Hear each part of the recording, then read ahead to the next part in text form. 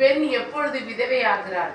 புகுந்த வீட்டில் அவள் அடிமையாக இருக்கும் பொழுது, உரிமைகள் பறிக்கப்படும் பொழுது, பெற்றவர்கள் விலை கொடுத்து விற்று விடுகிறார்கள். கானகத்தில் அவள் மாட்டிக்கொள்கிறாள். இந்த நேரத்தில் கண்ணீரும் வேதனையும் நிரந்தர நண்பர்களாகிறார்கள். சோதனைகளை சாதனைகளாக நினைத்து வாழ்ந்து விடுகிறாள். அவன் இறந்த பிறகு சமூக அவலங்கள் ஒருபுறம், குடும்ப பாரங்கள் மற்றொரு புறம்.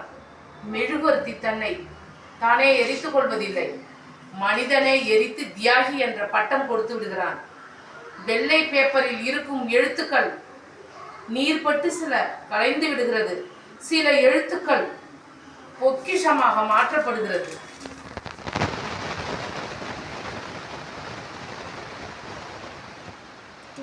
கிணற்றை பார்த்தால் ஆழமாகத்தான் தெரியும்.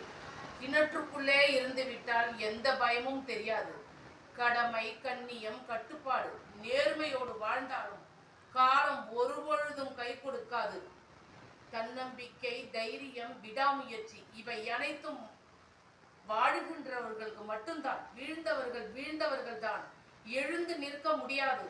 குழந்தையாக இருக்கும் பொழுது ஒரு வெள்ளை காகிதம், வெளி உலகம் தெரியாது. எழுத்துக்கள் அழிக்கப்படும் பொழுதுதான் அது புது உலகம். தனிமையாக்கி விடுகிறார். தனிமையாக்க விடப்படுகிறாள். விதி என்றும் மாறாதது.